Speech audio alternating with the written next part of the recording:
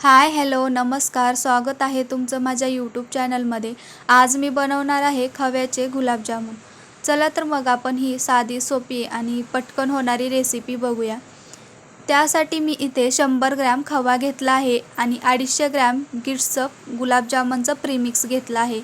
त्याचबरोबर यासाठी आपल्याला लागणार आहे दूध, त्यासाठी मी दूधसुद्धा घेतलं आहे। आता सगळ्यात अगोदर परातीमध्ये आपण जे गुलाबजामुनचं प्रीमिक्स घेतलं आहे ते परातीमध्ये घ्यायचं आहे आणि त्यामध्ये खवा व्यवस्थित मिक्स करायचा आहे। बघू शकता अशा प्रकारे खवा आणि प्रीमिक्स एकत्र मिक्स करून घ्यायचं आहे आणि यामध्ये थोडं थोडं दूध टाकून आपल्याला हे पीठ मळून घ्यायचं आहे।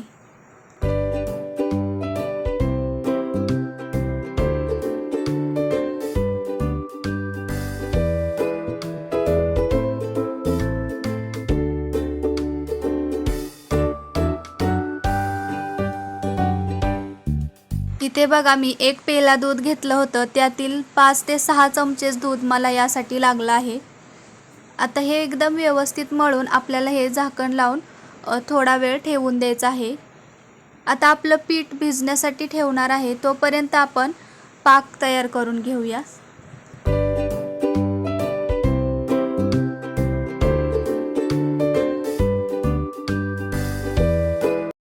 पाक बनवण्यासाठी मी 1 मोठी वाटी साखर घेतली आहे।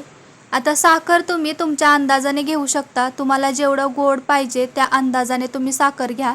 मी 1 वाटी साखर घेतली आहे आणि 1 वाटी साखरेसाठी 1 मोठा ग्लास पाणी घेतलं आहे। आता हे आपल्याला फास्ट गॅसवरती साखर विरघळेपर्यंत ढवळत राहायचं आहे। अशा प्रकारे मिक्स करत राहायचं जोपर्यंत साखर विरघळत नाही तोपर्यंत। आणि साखर विरघळल्यानंतर एक 5 मिनिटानंतर गॅस आपल्याला स्लो करायचा आहे आणि नंतर एक 10 मिनिटं आपल्याला हा पाक शिजण्यासाठी ठेवायचा आहे।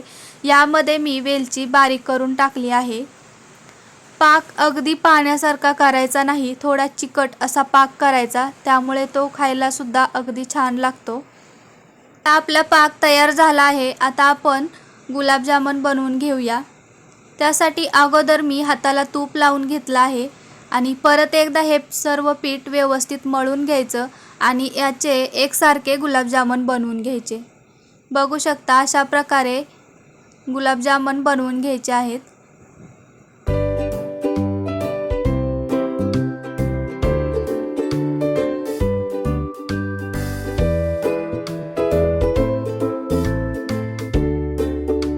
आता गुलाबजामुन तळण्यासाठी मी गॅसवरती कढई ठेवली आहे आणि कढईला सगळ्यात अगोदर तूप लावून घेतलं आहे। तूप लावल्यामुळे जेव्हा आपण तेलामध्ये गुलाबजामुन सोडतो तेव्हा ते खाली चिटकत नाहीत, त्यामुळे कढईमध्ये तेल टाकण्या अगोदर कढईला तूप लावून घ्या।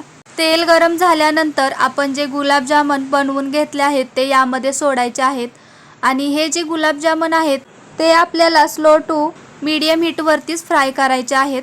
तुम्ही फास्ट गॅसवरती केले तर ते आतून कच्चे राहतात आणि वरून त्याला कलर येतो, तर त्यामुळे हे स्लो टू मीडियम हीटवरतीच आपल्याला फ्राय करायचे आहेत आणि गोल्डन ब्राऊन कलर येईपर्यंतच फ्राय करायचे आहेत आणि मग ते आपल्याला काढून घ्यायचे आहेत। बघू शकता मी ते एकसारखे गुलाबजामुन फ्राय करून घेतले आहेत आणि ते गरम गरमच पाकामध्ये टाकायचे आहेत। बघू शकताय पाक अगदी परफेक्ट झाला आहे आणि सर्व गुलाबजामुन त्यामध्ये मिक्स झाले आहेत। तर तुम्ही सुद्धा अशा प्रकारे गुलाबजामुन नक्की ट्राय करा। खवा वापरून ट्राय करा, खव्यामुळे ते आतून एकदम सॉफ्ट होतात आणि खायला सुद्धा खूप टेस्टी लागतात।